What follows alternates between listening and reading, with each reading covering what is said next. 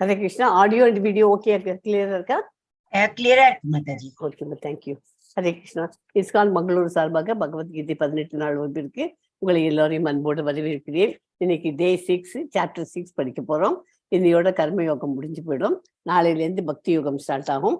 அதனால அதுக்கு முன்னாடி கர்மயோகத்தை இன்னைக்கு நல்லா கம்ப்ளீட்டா நம்ம தரவு பண்ணிடலாம் 6 சாப்டர்ல. ஓகே, அதுக்கு முன்னாடி நம்ம இஸ்கான் மங்களூர்ல இருக்கிற ராதா கோவிந்தா டெம்பிள் இருக்கிற டேட் இது வேண்டிட்டு நம்ம பிரேயர் சொல்லிட்டு கிளாஸை ஸ்டார்ட் பண்ணலாம். நம ஓம் விஷ்ணு பாதாய கிருஷ்ண பிரேசாய பூத்தலே ஸ்ரீமதே பக்தி வேதாந்த சுவாமி நிதி நாமினே நமஸ்தே சரஸ்வதி தேவே கௌரவாணி பிரச்சாரினே நிர்விசேஷ சூன்யவாதி பாஷ்சாத்திய தேசதாரினே கிருஷ்ணாய வாசுதேவாய வாசுதேவாய தேவகி நந்தனாய ச நந்தகோப குமாராய கோவிந்தாய நமோ நமக நம பங்கஜ நாபாய நம பங்கஜ மாலினே நம பங்கஜ நேத்ராய நமஸ்தே பங்கஜாங்கரியே ஜெய் ஸ்ரீ கிருஷ்ணா சைத்தன்யா பிரபு நித்யானந்தா ஸ்ரீ அத்வைத கதாதாரா ஸ்ரீவாசாதி கௌர பக்த விருந்தா ஹரே கிருஷ்ணா கிருஷ்ண கிருஷ்ணா ஹரே ஹரே ஹரே ராமா ராம ராமா ஹரே ஹரே. ஓம் நமோ பகவதே வாசுதேவாய ஓம் நமோ பகவதே வாசுதேவாய ஓம் நமோ பகவதே வாசுதேவாய. ஓம் அஞ்ஞான திமிரந்தஸ்ய ஞானாஞ்சன சாலகாய சக்ஷுர் உன்மீலிதமேன தஸ்மை ஸ்ரீ குருவே நமக.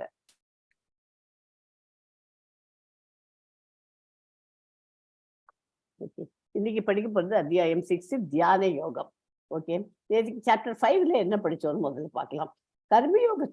கர்மயோகத்தில் ஞானமாக மடங்கி இருப்பதாலும் ஞான யோகத்தில் கர்மமாக மடங்கி இருப்பதாலும் இரண்டும் ஒன்றே. அவை இரண்டும் ஒரே விதமான பலனை கொடுக்கக்கூடியவை. அவை வெவ்வேறு பலன்களை அளிக்கும் என்று கூறுபவர்கள் பலர் இருக்கிறார்கள். அவர்கள் அறிவில் தேர்ச்சி பெறாதவர்கள். ஆனால் கர்மயோகம் இன்றி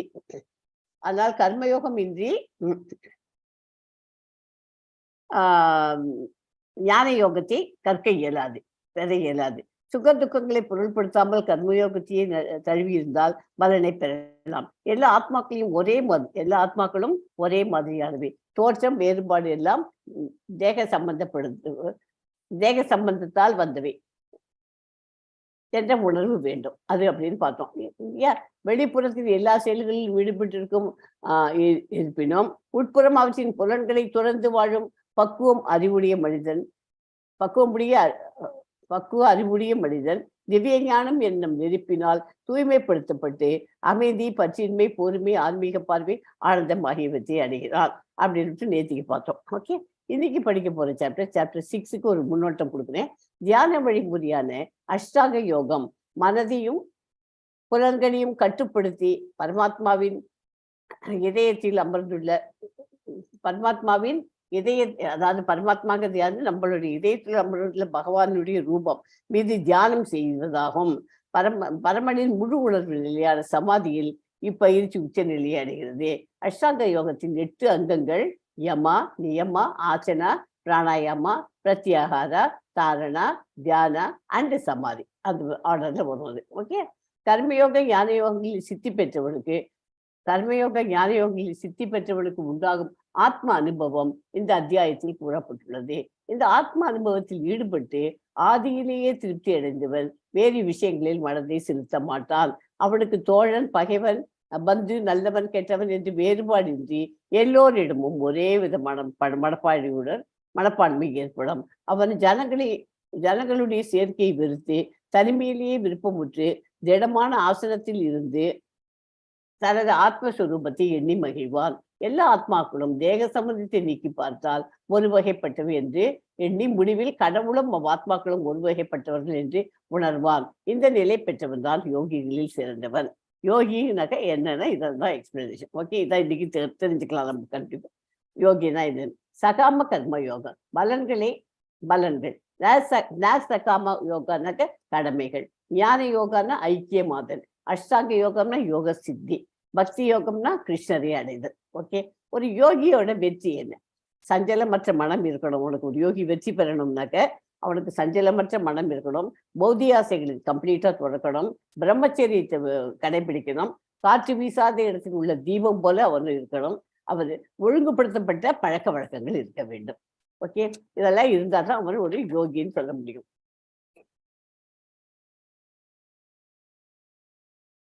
ஸோ இந்த சாப்டர்ல என்ன படிக்க போறோம்?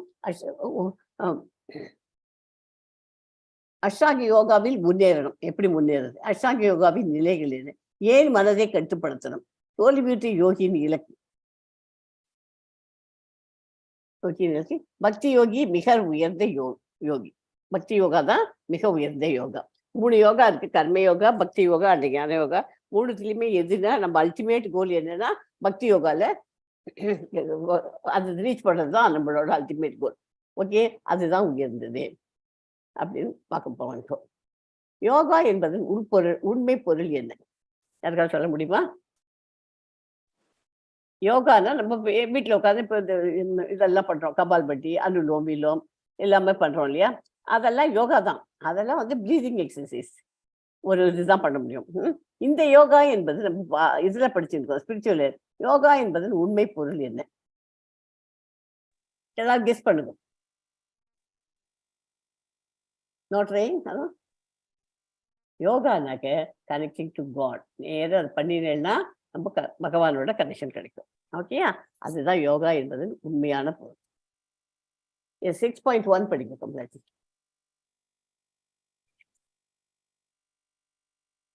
Hare Krishna. Sorry. Om Shri Paramatmane Namaha. Atha Sashtashodhyayah Atma-samyam Yogah. Shri Bhagavan Uvacha Anashrita Karma Phalam Karyam Karma Karodiyah Sa Sashanyasi Chayogi Cha Nanikranir Na Shakriyah. புருஷோத்தமரான முழுமுதற் கடவுள் கூறினார். என்ன சொல்றாரு? ஸ்ரீ பகவான் உவாச்சேன்னா அவர் சொன்னார், செயலின் பலன்களில் பற்றற்று கடமைக்காக செயலாற்றுபவனே சன்னியாசியும் உண்மையான யோகியுமாகிறானே தவிர வேள்வி நெருப்பை மூட்டாதவனும் செயலற்றவனும் அல்ல. ஓகேயா? என்ன சொல்றார்? செயலின் பற்றற்று நம்ம செய்கிற காரியங்களுக்கு எதுலையுமே ஒரு இது இருக்கக்கூடாது. அதுல அட்டாச்மெண்ட்டோட பண்ணக்கூடாது. கடமைக்காக செயலாற்றணும். நம்ம கடமை, நம்ம டூ யுவர் டியூட்டி அப்படின்னு leave the rest to God. And attachment with detachment எல்லாமே எடுத்துக்கலாம். அது அந்த மாதிரி நம்ம செயலில் பற்றற்று இருந்தாக்க அவன் தான் உண்மையான யோகி ஆகிறான். ஓகே, அது ஆசை கடமையை செஞ்சுட்டு எல்லாத்தையும் ஆசைப்பட்டு அந்த மாதிரி இருக்கிறது அவன் யோகியாக முடியாது. ஓகே, பாண்டுவின் மகனே, புலனுணர்ச்சிக்கான இச்சைகளையும் துறக்காத எவனுமே யோகியாக முடியாது என்பதால் துறவு என்று அழைக்கப்படுவதும் யோகமும், அதாவது யோகம்னா பரமனுடன் தொடர்பு கொள்ளுதல் ஒன்றே என்பதை நீ அறிய வேண்டும். புலனுணர்ச்சிக்கான இச்சைகளுக்கு அந்த மாதிரி 5 புலன்களை கண்ட்ரோல் பண்ண முடியாதவோ எவனோ யோகி ஆக முடியாது. துறவு என்று அதை வந்து துறவுன்னு சொல்ல முடியாது. யோகம்னா பரமனுடன் தொடர்பு கொள்ளுதல். ஓகே, அதுதான் நம்ம ஸ்பிரிச்சுவல் லேர்ல நம்ம யோகம்னா பரமனுடன் தொடர்பு கொள்ளுதல் ஒன்றே என்பதை நீ அறிய வேண்டும். மனதின் உதவியுடன் ஒருவன் தன்னை எப்படி அந்த மாதிரி நம்ம இதுக்கலாம். மனைவி நம்மளோட மனதின் உதவியுடன் ஒருவன் தன்னை உயர்த்தி கொள்ள வேண்டுமே ஒழிய தாழ்த்தி கொள்ளக்கூடாது. மனமே கட்டுண்ட ஆத்மாவின் நண்பரும் எதிரியும் ஆவான். அந்த நமக்கு மனசு இருக்கு இல்லையா, என்னால இந்த காரியம் பண்ணவே முடியாது அப்படின்னு நம்ம நெகட்டிவா நினைச்சோம், அந்த காரியம் நெகட்டிவாவே போயிடும். அதனால நம்ம என்ன பண்ணணும்? ஒரு காரியம் நம்ம பண்ணணும்னா அதை நம்ம பாசிட்டிவா என்னால முடியும், ஐ கேன் டூ இட் அப்படின்னு நினைச்சுக்கணும். நினைச்சுன்னு அந்த காரியத்தை செஞ்சோம்னாக்க அந்த காரியம் சக்சஸ் ஆகும். எப்போதுமே சின்ன ப்ராக்டிக்கல் எக்ஸ்பீரியன்ஸ் வச்சுக்கோ. முடியாது அப்படின்னு நம்ம விட்டுட்டோம்னு வச்சுக்கோ, கம்ப்ளீட்டா நிச்சயமா முடியாது நம்மளால. ஏன்னா நம்மளை சுற்றி நெகட்டிவ் வைப் தான் வந்துட்டு இருக்கோம் எப்போ பாரு. அதனால நமக்குள்ள பாசிட்டிவ் வைப் வரும். அதுதான் அதுக்கு எந்த காரணம் அதை பண்ண முடியும்? நம்ம பண்ண முடியும்னு சொல்றதுக்கு மனசு தான். இந்த புத்தி இருக்கு இல்லையா, மனசை வந்து புத்தியை வச்சுட்டு கண்ட்ரோல் பண்ணணும். நமக்கு புத்தி பகவானா கொடுத்துருக்காரு. அந்த புத்தியை வச்சு மனசை கண்ட்ரோல் பண்ணணும். அந்த மாதிரி இப்போ காத்தால சீக்கிரமா எழுந்திருக்கணும் 5:30க்கு அப்படின்னா நம்ம எப்படி எழுந்திருக்க முடியும்? ராத்திரி 11 மணிக்கு படுத்துட்டு இருக்கோம். காத்தால எழுந்திருக்க முடியல சில நாளைக்கு. அப்படின்னாக்க எழுந்திருக்கணும் அப்படின்னு தீர்மானம் பண்ணி மனசை புத்தியால கண்ட்ரோல் பண்ணினாக்க ஆட்டோமேட்டிக்கா எழுந்திருக்க முடியும். ஓகேயா? அதனால மனதின் உதவியுடன் தன்னை உயர்த்தி கொள்ள வேண்டிய மொழிய தாழ்த்தி கொள்ளக்கூடாது. அதனால என்னால முடியாதம்மா அப்படின்னு தாழ்த்திக்கும். நம்மளே டவுன் பண்ணிக்க கூடாது. அந்த மாதிரி மனமே கட்டுண்ட ஆத்மாவின் அதுதான் நண்பனாகவும் இருக்கும் மனசு. அதே இது எதிரியாகவும் இருக்கிறது. நம்மளால முடியாதுன்னு சொல்றச்சே அது எதிரியா போயிடுது. நம்மளால முடியும் குறிச்சு அது நமக்கு நண்பனா இருக்கு அதே மனசு. மனசு நண்பனாகவும் இருக்கும், எதிரியாகவும் இருக்கும். ஓகே, 6.6 படிங்க. Yes, Mataji. Bandhuratmatmanastasya yenatmaivatmana jitah anatmanastu shatrutve vartetatmaiva shatruvat. மனதை வென்றவனுக்கு மனமே சிறந்த நண்பனாகும். அந்த மனசை நம்ம வென்றுட்டோம்னு வச்சுக்கோ, நம்ம கண்ட்ரோல் பண்ணி நம்ம வழிக்கு நம்ம வர வச்சுட்டோம் புத்தியால அப்படின்னா அது சிறந்த நண்பன், அதுதான் பெஸ்ட் ஃப்ரெண்டு நமக்கு. ஆனால் அவ்வாறு செய்ய தவறுபவனுக்கோ அதுவே மிகப்பெரிய விரோதியாகும். அந்த மாதிரி பண்ண முடியலை அப்படின்னாலாம் அதுதான் அது எளிமையா போயிடும், மனசு எளிமையா போயிடும். ஓகே, மனசு நண்பனாகவும் இருக்கும், விரோதியாகவும் இருக்க முடியும். ஓகேயா, மனசை நம்ம புத்தியால கண்ட்ரோல் பண்ணணும். இந்த மனசை கண்ட்ரோல் பண்றதுன்னா என்னத்துக்கு, ஐம்புலன்களை அடக்க வேண்டும். ஆமை எப்படி தன்னுடைய ஓட்டுக்குள்ள அத்தனையும் தன்னுடைய சரீரத்தை கம்ப்ளீட்டா அதுக்குள்ள இழுத்து வச்சுன்னு வச்சுருக்குதோ, அது மாதிரி நம்ம அவ்வளோ ஐம்புலன்களையும் கண்ட்ரோல் பண்றதுக்கு நமக்கு சாமர்த்தியம் இருந்ததுன்னா நம்ம ஆட்டோமேட்டிக்கா மனசை புத்தியால வெல்ல முடியும். ஓகே, மனதை நண்பனாக செயல்படும்படி கட்டுப்படுத்துவதே அஷ்டாங்க யோகாவின் பயிற்சியின் நோக்கமாகும். இந்த சாப்டர் நம்ம அஷ்டாங்க யோகாவை தான் பத்தி நிறைய பார்க்க போறோம். அஷ்டாங்க யோகாவினோட பயிற்சி என்ன, மனசை கண்ட்ரோல் பண்றதுதான், மனதை கட்டுப்படுத்துவது தான் அஷ்டாங்க யோகாவின் பயிற்சியின் நோக்கமாகும். மனதை கட்டுப்படுத்தாமல் வெறுமனே வெளிக்காட்சிக்காக செய்யப்படும் யோகம் பலனற்ற கால விரியமே. மனதை அடக்க முடியாதவன் எப்பொழுதும் மிகப்பெரிய விரோதியுடன் வாழ்கிறான். புரிஞ்சுதான் இந்த ஸ்லோகமும் இம்பார்ட்டன்ட் ஸ்லோகம். மனசை கண்ட்ரோல் பண்ணலைன்னா ஒரு பெரிய விரோதியோட நம்ம வாழ்ந்துட்டு இருக்கோம்னு அர்த்தம். அதனால இந்த ஐம்புலன்களை அடக்க கத்துக்கணும். அதெல்லாம் அஷ்டாங்க யோகத்துக்கு அதெல்லாம் ஸ்டார்டிங். அந்த மாதிரி கண்ட்ரோல் பண்ண ஆரம்பிச்சாதான் அஷ்டாங்க யோகத்துல நம்ம முன்னேற முடியும். ஓகேயா, ஸோ கட்டுப்படுத்தப்பட்ட மனம் அப்படின்னா என்ன, அப்படி இருந்தாக்கா அது நண்பனா இருக்கும். கட்டுப்பாடு இருந்ததுனாக்கா அது எதிரியா இருக்கும் அதே மனம். இது கட்டுப்படுத்தப்பட்ட மனம் தெய்வீக குணம், இது அசுர குணமாயிடும். பகவானின் கட்டளையை பின்பற்றுகிறோம், இது காமம், கோபம், மாயை முதலிய போன்றவற்றின் கட்டளைகளை பின்பற்றுகிறது. புலன் இன்பத்தில் பற்றின்றி இருக்க முடியும் கட்டுப்படுத்தப்பட்ட மனம். அது அதுல திருப்தியில் பிழைக்கப்பட்டிருக்கிறது. அது இது பலன் நம்ம உயர்த்துகிறது. நம்ம எலிவேட்டட் பக்தி யோகால எலிவேட் ஆக முடியும் கட்டுப்படுத்தப்பட்ட மனம் தான். கட்டுண்டு வீழ்ச்சியை அதுல அந்த கட்டுப்பாடு இல்லாம இருக்கு இல்லையா அந்த மனசு, அதுல கட்டுப்பட்டு அதுல வீழ்ச்சி அடைகிறார்கள் அவர்கள்லாம். ஓகே, ஸோ மனத்தை மனம் நண்பனாகவும் இருக்கும், விரோதியாகவும் இருக்கும். அதுக்கு தான் உங்களுக்கு இதெல்லாம் எக்ஸ்பிளனேஷன் இருக்கு. ஓகே, ஸோ இப்போ நம்ம படிக்க போறது அஷ்டாங்க யோகம். யோகம்னா என்ன, பகவானுடைய நம்மளை தொடர்பு படுத்திக்கிறது. அதை படிச்சுக்கணும்னா என்ன பண்ணணும், யோகம் பண்ணணும்னா முதல்ல நம்ம மனசை அடக்க கற்றுக்கணும். மனசை அடக்க கற்றுக்கணும்னா என்ன, மனசை புத்தியால கண்ட்ரோல் பண்ணணும், ஐம்புலன்களை கண்ட்ரோல் பண்ணுறதுக்கு பழக்கம் பண்ணிக்கணும். ஒவ்வொன்றா நம்ம இதில் 8 அஷ்டம்னா என்ன, அஷ்டமி நவமிலாம் சொல்கிறோம் இல்லையா. அஷ்டம்னா 8, நவமினா 9, தசமினா 10ன்னு வருது இல்லையா. ஏகாதசி, ஏக்குனா 1, தசமினா 1, 11ஆவது நாள் தான் ஏகாதசின்னு வருது. ஓகே, இப்போ நாளைக்கு ஏகாதசி, ஞாயிற்றுக்கிழமைக்கு ஏகாதசி. இப்போ நம்ம படிக்க போகிறது அஷ்டாங்க யோகம் படிக்கணும். அஷ்டம்னா 8, யோகத்துல 8 டைப் இருக்கு. ஒவ்வொன்றா நம்ம அதில் கற்றுட்டே வரணும். அப்போதான் யோகி ஆகணும் அப்படின்னு நினச்சிக்கிறவா அது ஃபுல்லுத்தையும் இந்த சமாதி தியானம் வரைக்கும் வந்துட்டாலே நம்ம சமாதிக்கு ஆட்டோமேட்டிக்காக வந்துடலாம். அது வரைக்கும் வருதுங்கிறது அவ்வளோ கஷ்டம். மனதை கண்ட்ரோல் பண்ணுறவங்களுக்கு தான் பண்ண முடியும் அது. ஸோ முதல்ல யமம், நியமம், ஆசனம், பிராணாயாமம், பிரத்யாகாரம், தாரணை, தியானம் இத்தனையும் படிச்சுட்டு அப்புறம் சமாதி ஏற்றாது. ஓகே, இப்போ முதல்ல யமா இல்லையா, அதை பார்க்கலாம். 6.10 படிங்க. Yes, yogi yunjita sadatam atmanam rasi stitah ekaki yata chittatma nirashir aparigrahah. யோகியானவன் தனது உடல், மனம் மற்றும் ஆத்மாவினை பரமனின் தொடர்பில் எப்போதும் ஈடுபடுத்த வேண்டும். அவன் தனிமையான இடத்தில் தனியே வசித்து மனதை கவனத்துடன் எப்போதும் கட்டுப்படுத்த வேண்டும். அவன் உரிமை உணர்வுகளிலிருந்தும் ஆசைகளிலிருந்தும் விடுபட்டு இருக்க வேண்டும். எதுலையுமே ஒரு ஆசையே இருக்கக்கூடாது. அந்த மாதிரி இருந்தால் தான் யோகியாகணும். அவன் ஒரு யோகி ஆகணும்னா இந்த இதெல்லாம் இருக்கணும். இந்த 8 இதுவும் வந்தால் தான் யோகியாக முடியும். ஸோ உடல், மனம் எல்லாத்தையும் ஆத்மாவனோட தொடர்புல வச்சுட்டு அந்த மாதிரி யோகா ஆரம்பிக்கணும். யமால அவன் தனிமையான இடத்துல உட்கார்ந்துட்டு தனியே வச்சு மனதை கவனத்துடன் எப்போதும் கட்டுப்படுத்த வேண்டும். ஓகே, யோகி யுஜ்ஜித சததம் ஆத்மானம் ரகசி ஸ்திதக ஏகாக்கி யத சித்தாத்மா நிராஷீர் அபரிக்கிரக. ஓகே. பிரம்மன், பரமாத்மா, பரமபுருஷ பகவான் எனும் 3 நிலைகளில் கிருஷ்ணர் உணரப்படுகிறார்.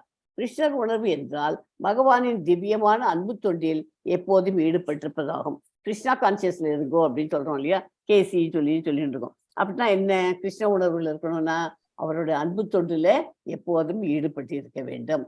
ஸ்ரீல ரூப கோஸ்வாமி கிருஷ்ண உணர்வில் அதை பற்றி எப்படி சொல்றாருன்னா, கிருஷ்ண உணர்வை இப்படி வருகிறார். ஒருவர் எதிலும் பற்றுக்கொள்ளாமல் அதே சமயம் கிருஷ்ணருடன் தொடர்புடைய அனைத்தையும் ஏற்றுக்கொள்ளும் போது அவர் உரிமை உணர்வுகளுக்கு அப்பாற்பட்ட நிலையில் உள்ளான். மறுபுறம் கிருஷ்ணருடன் சம்பந்தத்தை அறிந்து கொள்ளாமல் எல்லாவற்றையும் துறப்பவன் துறவில் முழுமை பெற்றவன் அல்ல. பக்தி ரசாந்த சிந்துல சொல்லியிருக்கு இது மாதிரி. ஓகேயா? கிருஷ்ணரை அறிஞ்சு எல்லாம் பண்றவா தான் யோகி ஆக முடியும். அது இல்லாதவன்னா அவன் துறவில் முழுமை அடைய முடியாது அப்படின்னு சொல்றது. யமாவை ஃபர்ஸ்ட் இது இப்ப நமக்கு தெரிஞ்சிருக்கு, ஓரளவுக்கு ஐடியா கிடைச்சிருக்கு இல்லையா? ஓகே. ரெண்டாவது ஆசனா படிக்கலாம். ஆசனா சொல்லி பிரதிஷ்டாய ஸ்திரம் ஆசனம் ஆத்மனக நாத்யுச்ரிதம் நாதி நீச்சம் சைலாஜின குஷோத்தரம் தத்ரைகாக்ரம் மன கிருத்வ யத சித்தேந்திரிய கிரியக உபவிஷயாசனே யுஞ்யோத் யோகம் ஆத்ம விசுத்தயே. யோகத்தை பயில, யோகம் பயிலணும்னா எப்படி பயிலணும்? தனிமையான இடத்திற்கு சென்று நிலத்தில் தர்பை புல்லை போட்டு அதன் மேல் மாந்தோலாலும் மென்மையான துணிகளாலும் மறைக்க வேண்டும். இந்த தர்பை புல்லை எதுக்கு போடுறோம்னு யாருக்காவது தெரியுமா?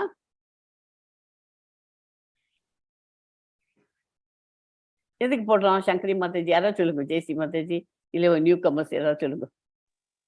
எதுக்காக ஒரு இதுல வீட்லயே நம்ம ஒரு விசேஷம் பண்றோம் இல்லையா?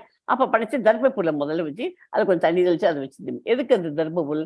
அந்த இடத்தை சுத்தம் பண்றது. ஓகே. அதுக்கு தான் தர்பை. அதை போட்டுட்டு அது மேல மாந்தோலை போட்டு அது மேல மென்மையான துணியால மறைச்சுக்கிறோம். இந்த ஆசனம் மிக உயரமாகவோ தாழ்வாகவோ இல்லாமல் புனிதமான இடத்தில் அமைந்திருக்க வேண்டும்.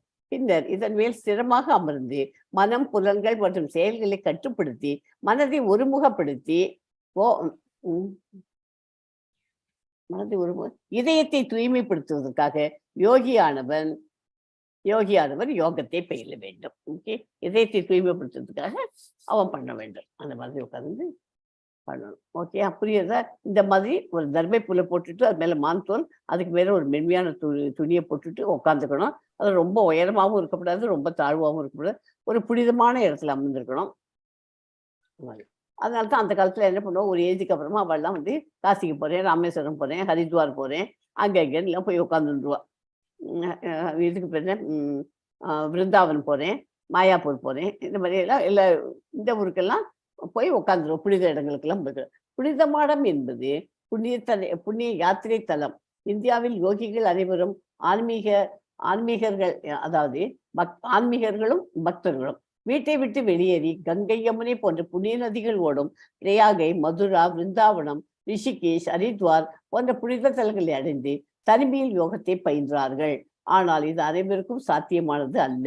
தற்போதைய கலியுகத்தில் மக்கள் குறைந்த ஆயுளுடனும் ஆன்மீகத்தில் நாட்டம் இல்லாமலும் எப்போதும் பற்பல கவலைகளுடன் வாழ்கிறார்கள். ஆன்மீகத்தை உணர்வதற்கான ஒரே வழி இறைவனின் திருநாமத்தை உச்சரிப்பது. இந்த மாதிரி போய் உட்கார்ந்துட்டு இப்படி மாதிரிலாம் பண்ணணும். அது யோகியானவன் என்ன பண்ணுவோம், புண்ணிய ஸ்தலங்களான ஹரித்வார், அந்த மாதிரி இம்பார்ட்டன்ட் பிளேஸ்க்கெல்லாம் போய் உட்காந்துட்டு அந்த யாத்திரை அங்கே போய் உட்காந்து அங்கதான் அவளோட வயசான காலத்துல அங்கதான் அவள் ஸ்பெண்ட் பண்ணுவாள். அந்த மாதிரி பண்ணிட்டு இருந்தா. இப்போ இந்த காலத்துல இந்த கலியுகத்துல ஒண்ணுமே சாத்தியம் இல்லை. அந்த மாதிரி இவ்வளவு டைம்லாம் ஸ்பெண்ட் பண்ணுவோம். அதனால உட்காந்து நம்ம என்ன பண்ணோம், இந்த கலியுகத்துல ஈஸியஸ்ட் வே உட்காந்துட்டு வீட்டுல உட்காந்துட்டு மகா மந்திரம் சொல்றதுதான். மகா மந்திரம்ங்கிறது ஹரே கிருஷ்ணா கிருஷ்ண கிருஷ்ணா ஹரே ஹரே, ஹரே ராம ராம ராம ஹரே ஹரே. இந்த மந்திரத்தை தயவு செய்து இன்னிலேருந்து 8 ரவுண்டு சொல்ல ஆரம்பிக்கும். நேற்று வரைக்கும் 4 ரவுண்டு வந்துருப்பேன். இன்னைக்கு 8 ரவுண்ட்ஸ். காத்தால 2, மத்தியானம் 2, சாயங்காலம் 2, ராத்திரிக்கு 2 சொல்லுங்க தயவு செய்து எல்லாரும். அதை சொல்ல சொல்ல உங்களுக்கே தெரியும்.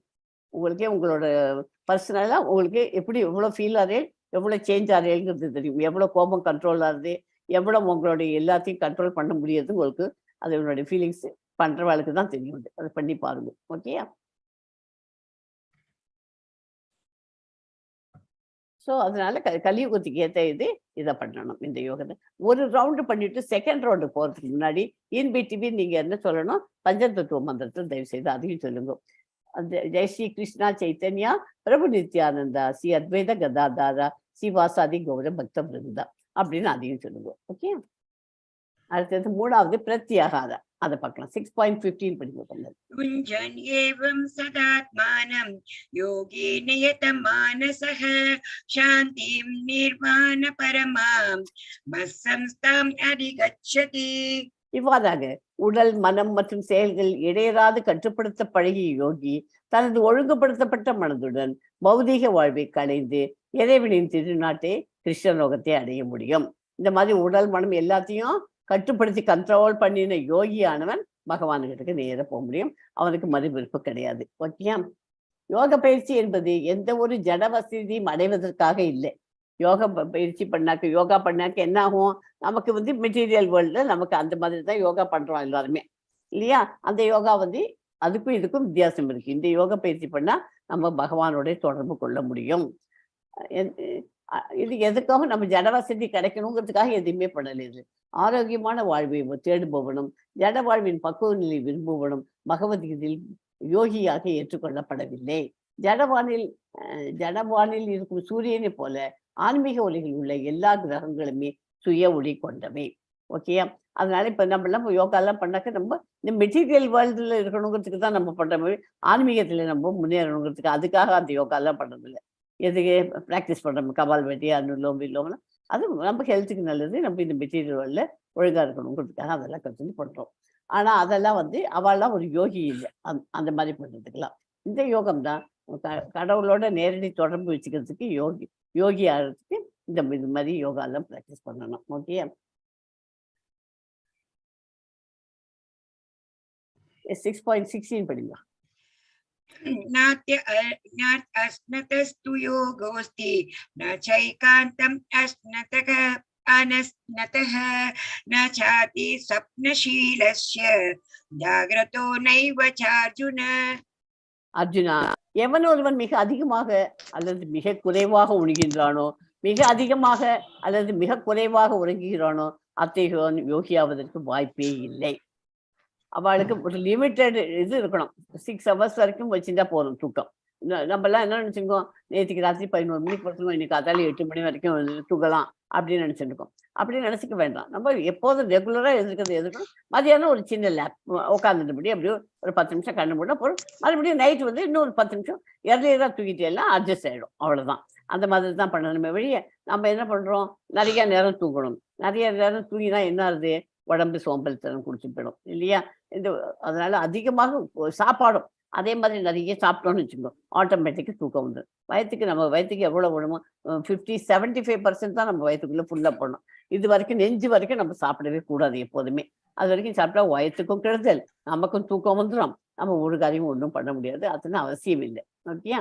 அது மாதிரி அதனால கரெக்டாக நமக்கு என்ன வேணுமோ அதை சாப்பிட்டுட்டு எப்போ தூங்கணுமோ அந்த டயத்தில் கரெக்டாக தூங்கி, எப்போ எழுந்திருக்கணுமோ அந்த டயத்தில் எழுந்துட்டாக்க அவள் தான் யோகி ஆகிறதுக்கு வாய்ப்பு உண்டு. எல்லாம் கரெக்டாக பண்ணிடுவா தான் யோகி ஆகிறதுக்கு வாய்ப்பு உண்டு. அதனால கண்ணார் பிள்ளை தூங்கி இருக்கிறவா, நிறைய சாப்பிட்றவா, அந்த மாதிரி இருக்கிறவர்களுக்கெல்லாம் ஆகிறதுக்கு சான்ஸ் கம்மி. ஓகே. உணவையும் உறக்கத்தையும் ஒழுங்குபடுத்த வேண்டும் என்று யோகிகளுக்கு பரிந்துரைக்கப்படுகிறது. எளிய சத்துவ உணவும் 6 மணி நேரத்திற்கு மேலும் உறங்கக்கூடாது. சமோ குணத்தில் இருப்பவன் சோம்பேறியாகவும் அளவு கடந்து உறங்குவனாகவும் இருப்பான். அத்தகையோர் யோகத்தை பயில முடியாது. சமோ குணத்துக்கு போயாச்சுனாக்க நம்ம யோகம்ங்கிறது நமக்கு அதை மறந்துடலாம். அந்த பக்கமே வர முடியாது. அவெல்லாம் ஏன் வர முடியாது? சமோ குணத்துக்காரெல்லாம் நிறைய தூங்குவா. அவ இங்க என்ன சொல்றா? யோகியாரத்துக்குன்னு என்னன்னா அதிகமாக உணவுப்படாது, குறைவா அல்ல குறைச்சலாவும் சாப்பிடக்கூடாது. எவ்வளவு வேணுமோ லிமிட்டடா கரெக்டா அந்த வயிற்றுக்கு வேணுங்கிற அளவு சாப்பிடும். அதே மாதிரி அளவா தூங்கணும். அது ரெண்டும் கரெக்டா பண்ணினா யோகியாகிறதுக்கு வாய்ப்பு இருக்கு. ஓகே. சமோகுணத்துக்காரன் ரெண்டுமே தப்பா பண்றதுனால அவனுக்கு வாய்ப்பே கிடையாது. நம்மளாம் இப்ப ரஜோகுணத்திலையும் சத்துவகுணத்திலையும் ரெண்டையும் மாத்தி இருந்துருக்கோம். நம்ம முழுக்க நம்ம ரஜோகுணத்துக்கு நம்மளெல்லாம் மாத்திக்கிறதுக்கு நம்ம ட்ரை பண்ணணும். ஓகே. இப்ப நியமா படிக்கலாம். युक्ताहार विहारस्य युक्तचेष्टस्य कर्मसु युक्तस्वप्नावबोधस्य योगो भवति दुःखः. உண்ணுதல், உறங்குதல், உழைத்தல், கேளிக்கை ஆகிய பழக்கங்களை நெறிப்படுத்தியவர் யோக பயிற்சியின் மூலமாக எல்லா துன்பங்களையும் பெருமளவில் நீக்கிவிட முடியும். இதெல்லாம் நெறிப்படுத்தணும். நெறிப்படுத்தினா என்ன, கரெக்டா நம்ம அந்த ஆர்டர்ல இவ்வளவுதான் சாப்பிடணும், இவ்வளவுதான் தூங்கணும், இவ்வளவுதான் நம்ம உழைக்கணும் அப்படின்னு லிமிட்டடா தான். சந்தோஷம், கேளிக்கைகள்னா என்ன, என்டர்டெயின்மெண்ட், இதெல்லாம் நம்ம கரெக்டா பண்ணிடணும்னா, அது இல்லைன்னா கண்ட்ரோலா பண்ணிடணும்னா யோக பயிற்சியில நம்ம முன்னேறிண்டு எல்லா துன்பங்களையும் நம்மளால இது ரெண்டு சந்தோஷமா இருக்க முடியும். உண்ணுதல், உறங்குதல், உடல் உறவு கொள்ளுதல், தற்காத்து கொள்ளுதல், இந்த நான்கும் உடலின் உந்துதல்கள் ஆகும். இவற்றிற்கான தேவையற்ற கடின உழைப்பு யோக பயிற்சியின் முன்னேற்றத்தை தடுத்துவிடும். உண்ணுதல் பிரசாதத்தை மட்டுமே ஏற்க பழகிவிட்டால் அதை எளிதாக நெறிப்படுத்தலாம். கிருஷ்ண உணர்வில் பக்தி தொண்டில் தனது கடமைகளை செய்வதில் எப்போதும் முனைப்புடன் இருப்பதால் தேவையற்ற உறக்கம் நஷ்டமாக கருதுகிறான். ஸ்ரீல ரூப கோஸ்வாமி சதா சர்வ காலமும் கிருஷ்ணரின் தொண்டில் ஈடுபட்டிருந்ததால் 2 மணி நேரமே அவர் உறங்கினார். ஹரிதாஸ் தாக்கூர் தனது ஜபமாலையில் 3 லட்சம் திருநாமங்களை ஜபிக்காமல் உறங்க மாட்டார். பிரசாதத்தை கூட இருக்க மாட்டார். முடிகிற வரையில் கிருஷ்ண பக்தருக்கு பௌதீக ஓய்வு என்பதே கிடையாது. புரியுதா? ஸோ இவெல்லாம் ஸ்ரீல ரூப கோஸ்வாமி என்ன பண்ணுவார், அவர் எப்போதும் கிருஷ்ணரோட தொண்டில் இருக்கிறதுனால அவர் ராத்திரி தூங்கறதுக்கே நேரம் இருக்காது. 2 மணி நேரம் தான் தூங்குவார். ஏன்னா அவருக்கு தூங்கலைங்கிறதுக்கு அதை ஃபீலிங் பண்ண மாட்டார். அவர் அதை ஏன் நிறைய தூங்கல, ஏன்னா அவர் கிருஷ்ண உணர்வுல இருந்தது. அது ஓய்வு பெறாம அவர் மட்டும் வேலை செஞ்சுட்டு இருக்காரு. ஆனா அதே மாதிரி பிரசாதத்தையும் நம்ம சமையல் பண்றோம் இல்லையா, பிரேக்ஃபாஸ்ட் பிரசாதம், லஞ்ச் பிரசாதம் அண்ட் டின்னர் பிரசாதம், இதை மட்டும் சாப்பிட்டுட்டு கரெக்டா அதுவும் அளவோட சாப்பிட்டுட்டு பண்ணினாக்க அவனுக்கு இதை கம்ப்ளீட்டா விட்டு சாப்பிட்டு கரெக்டா சாப்பிட்டுட்டோம்னா நம்ம பக்தி தொண்டில முன்னேற முடியும், கிருஷ்ண உணர்வுல. ஹரிதாஸ் தாக்கூர் பாருங்களேன், அவர் நைட்ல சில சமயம் ஈவினிங் வரைக்கும் ஓகே, லஞ்ச் வரைக்கும் ஒரு மாதிரி வந்துருப்பார். ஈவினிங்ல சில இது முடிக்கணும் அப்படின்னு நினைச்சிருப்பார். அதை பண்ண முடியல அப்படின்னா அதை முடிச்சதுக்கு அப்புறம் தான் பிரசாதம் சாப்பிடுவாங்க. ராத்திரி 11 மணி ஆனாலும் உட்காந்து அந்த இதை முடிச்சுட்டு தான் அவர் அப்புறம் தான் பிரசாதமே சாப்பிடுவாராம். அந்த மாதிரி அப்படி பழக்க முடியும். அப்படி அந்த மாதிரி எல்லாம் தான் அவளால் தான் பகவான்கிட்ட நெருங்கி வர முடியும். ஓகே, இது நியமாக்கு. இப்போ தாரணா. எஸ் கமலாஜி. तदा विनियतं चित्तम् आत्मन्येवावतिष्ठते निःस्पृह सर्वकामेभ्यो युक्त इत् उच्यते तदा. யோகியானவன் யோக பயிற்சியின் மூலமாக தனது மனதின் செயல்களை ஒழுங்குபடுத்தி எல்லா ஜட ஆசைகளிலிருந்து விடுபட்டு உன்னதத்தில் நிலை பெறும் போது யோகத்தில் நன்கு நிலை பெற்றவனாக கூறப்படுகிறான். யோகத்துல எப்ப நல்ல நிலை பெற்றிருக்கலாம், மனதின் செயல்களை ஒழுங்குபடுத்தணும், எல்லா ஜட ஆசைகளிலிருந்து கம்ப்ளீட்டா விடுபட்டு இருக்கணும். அது உன்னதத்தில் நிலை பெறும்போது பகவானை நினைச்சிட்டு பக்தி யோகத்துல கம்ப்ளீட்டா அது மாதிரி இருக்கிறது, அவன் தான் யோகத்துல நிலை பெற்றவன். யோகி காமத்தை முதன்மையாக கொண்ட எல்லா ஜட இச்சைகளையும் தொடர்ந்துள்ளான். காமத்தில் கம்ப்ளீட்டா அவனுக்கு லஸ்ட் கிரீட் ஆகிற எதுவுமே கிடையாது. யாரு ஒரு யோகத்தை பயின்றவனுக்கு இல்லையா, ஜட ஆசைகள் எதுவும் தன்னை தொந்தரவு செய்யாத அளவில் பக்குவமான யோகி மனதின் செயல்களை ஒழுங்குபடுத்தி இருக்கிறான்.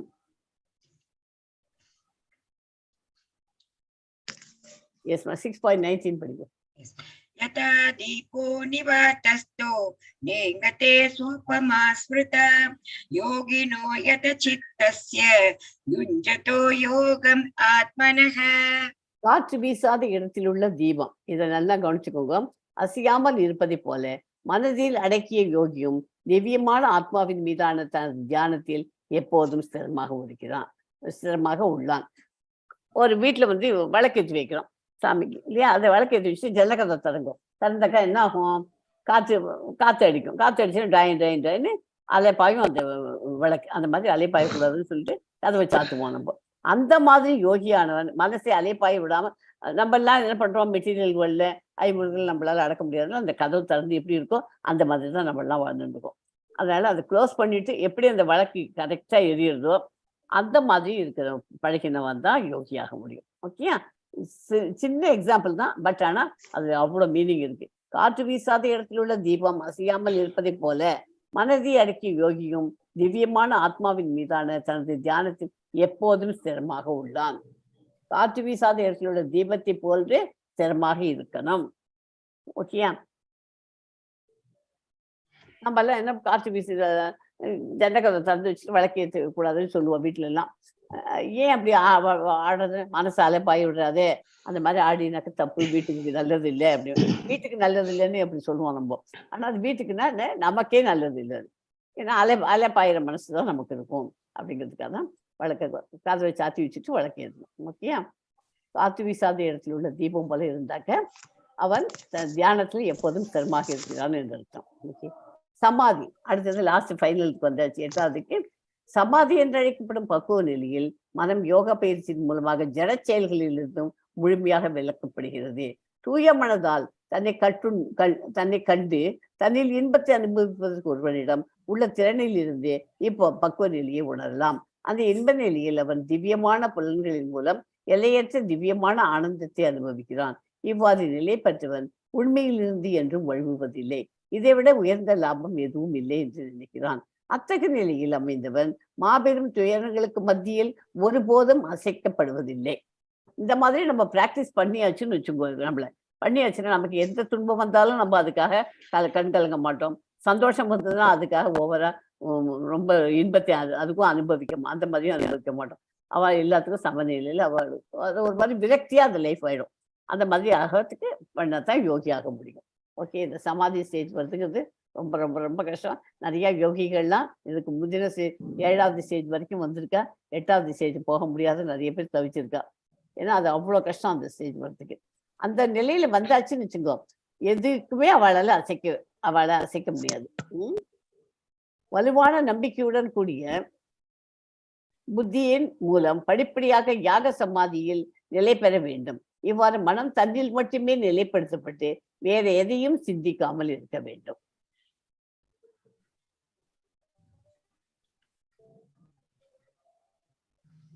இந்த படங்கள்லாம் உங்களுக்கு காமிக்கிறதுக்கு இதுதான். வேற எதுலையுமே சிந்தனை போகக்கூடாது. ஒரு ஒர்க் எடுத்துட்டோம்னா அந்த ஒர்க்ல தான் அந்த கான்சென்ட்ரேஷன் இருக்கணும். குறிக்கோள் அதோட இருக்கணும். இப்போ எப்படி இந்த இடத்துல மேல பார்த்து இந்த அம்பை எடுத்து ஏறார், அந்த பறவையோட கண்ணை பார்த்து எறியறது. இங்க இடத்துல திரௌபதி இது நிழல்ல தெரியறத பார்த்துட்டு அப்படி பண்றாங்க இல்லையா? பாண்டவர்கள் எப்படி இதுக்கு போறா இல்லையா, காட்டுக்கு போறா இல்லையா, அப்ப போறச்சு எப்படி போகணுங்க. இதெல்லாம் இருக்கணும்னா மனசை ஒருநிலைப்படுத்தி யோகியா இருந்தா தான் பண்ண முடியும். எல்லாராலையும் அதை பண்ண முடியாதுங்கிறதுக்கு எக்ஸாம்பிள் இந்த பிக்சர்ஸ்லாம். மனம் தனது சஞ்சலமான நிலையற்ற தன்மையால் எங்கெல்லாம் சஞ்சரிக்கின்றதோ அங்கிருந்தெல்லாம் மனதை இழுத்து மீண்டும் தான் கட்டுப்பாட்டிற்குள் கொண்டு வர வேண்டும். எப்பாவது சஞ்சலம் ஆச்சுன்னு வச்சுக்கோ, இது இடத்துக்கு இப்படி சஞ்சலம் ஆகுது, இப்படி ஆகக்கூடாது அப்படின்னு நம்ம என்ன பண்ணணும், மனசை இழுத்து புத்தியால நம்மளால இழுத்து அந்த கடிவாளத்தை பிடிச்சி இழுத்து வந்து, அதாவது குதிரைக்கெல்லாம் ரோட்ல போகும்போது பார்த்துருப்போம் இல்லையா, 2 பக்கமும் இப்படி போட்டுட்டு இப்படி எதுவும் எதுக்கு அது இப்படி போடுற அந்த குதிரைக்கு தெரியுமா? அது அப்படியே அந்த ரோடை மாத்திரம் பார்த்துட்டு போகணுன்றதுக்காக தான் இல்லையா? இப்படி அப்படியே பிளாக் பார்த்துன்னு வச்சுக்கோங்க, அது ரோட்ல போக முடியாது. அதுக்காக தான் அந்த கடிவாளம்னு போடு இதை போட்டு விடுவார் 2 பக்கமும் அந்த மனத்தை. அது மாதிரி நம்ம மனசை வந்து கரெக்டா அந்த இதுல வச்சுருந்தோம்னாக்க இப்படி இப்படி திரும்பிட்டோம்னா நம்ம மனசு சஞ்சலமாயிடும். அந்த மாதிரி இருந்தாக்க கஷ்டம். அது அப்படியும் அது இது போட்டுட்டு தான் நம்ம அந்த இடத்துல பார்க்கணும். அது இல்லாமே பார்க்கக்கூடாது அப்படிங்கிறது தான் ப்ராக்டிஸ் பண்ணணும் நம்ம. ஓகே?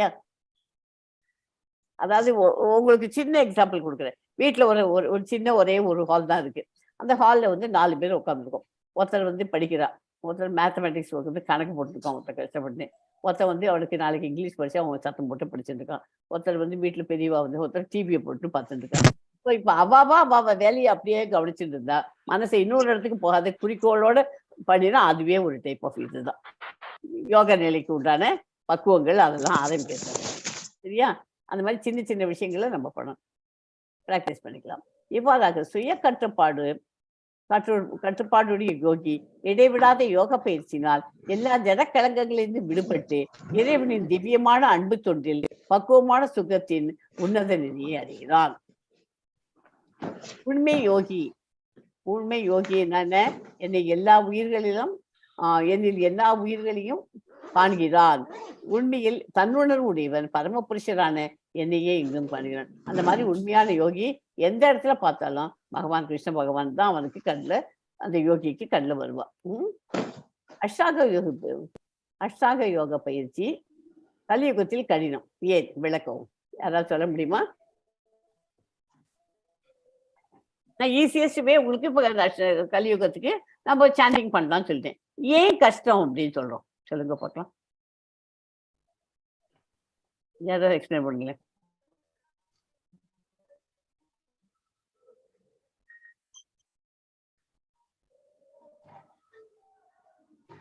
ட்ரை பண்றீங்களா யாராவது?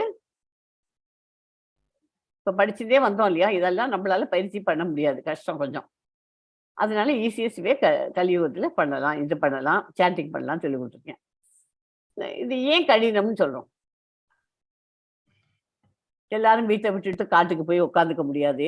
முதல்ல ஃபர்ஸ்ட் பாயிண்ட், அங்கே போய் உட்காந்துனா வீட்டில் என்ன பண்றான்ட்டு நமக்கு அந்த இதில் தான் டைவர்ஷன்ல தான் நமக்கு இருக்கும் புத்தி. ரெண்டாவது பாயிண்ட். அப்புறம் வேற ஏதாவது சொல்லுங்களேன்.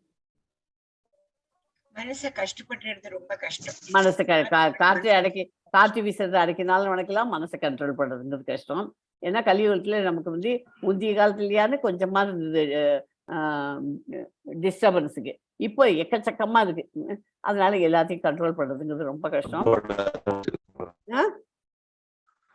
குடும்பத்துல அதிகமா குடும்ப பாசத்தோட அதிகமா குடும்பத்தினுடைய ரொம்ப அந்த குடும்பத்துல இருந்து அதுக்குதான் இப்ப சொல்லி நம்ம படிக்கிறது, பகவத்கீதை படிக்கச்சு அந்த குடும்பத்துல பாசத்தோட இருக்க வேண்டியதுதான். இல்லைன்னு நான் சொல்லல, மெட்டீரியல் வரல.